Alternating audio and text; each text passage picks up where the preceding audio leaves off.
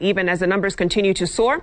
The good news is a total of 464 have recovered and been discharged from hospital. One such lucky patient is Bishop Tim Wambunya, who came close to death and was even placed on life support for 18 days. Well, tonight, Bishop Wambunya of the Anglican Church of Kenya, diocese of Butere, who contracted the virus while on a trip to the United Kingdom, speaks to our very own To Enock Sikolia.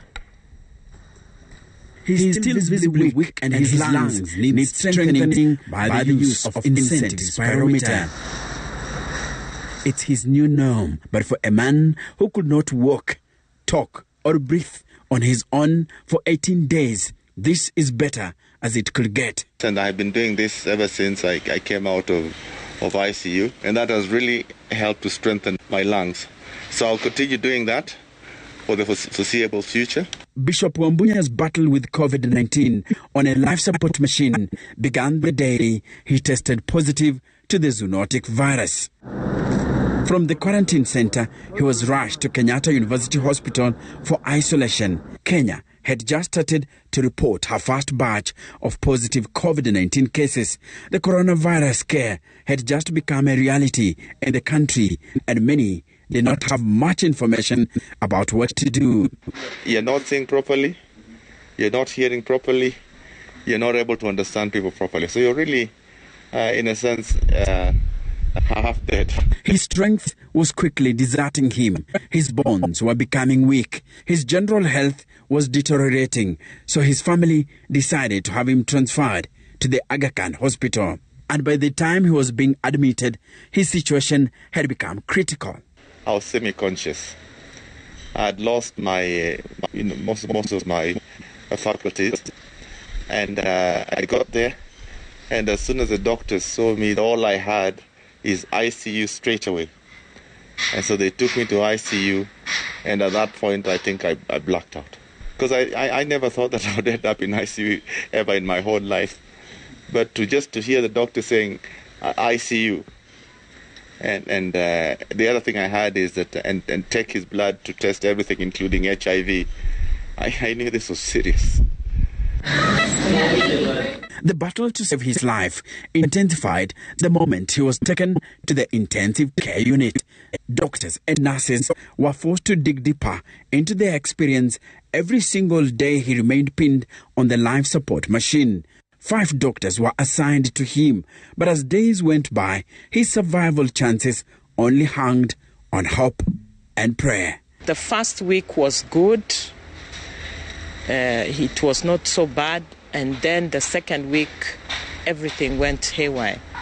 And so at that point is when the doctors called me and said, we are going to take a day at a time. They were struggling. They had struggled because his kidneys had failed. And they asked if he had any underlying problems, but we said no. When the doctor tells you a day at a time, you must be prepared for anything. And it reached a point whereby we were not sure he would leave.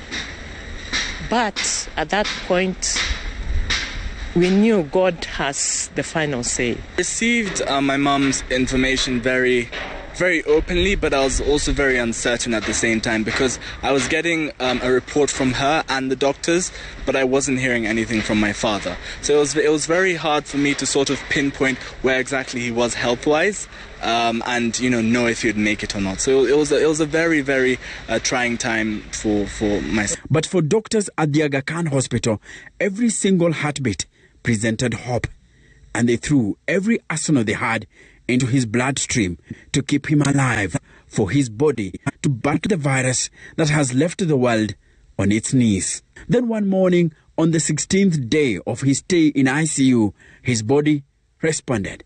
His collapsed lungs had gained some substantial strength. His muscles were building up again, and the drug take-up had improved. But they gently brought me back. I wasn't able to eat or drink. I remember I asked for water. I was very thirsty. I asked for water, and they said I couldn't have water. And one of the nurses, God bless her, but she must have given me 5 milliliters of water with a syringe. as a way of quenching my thirst.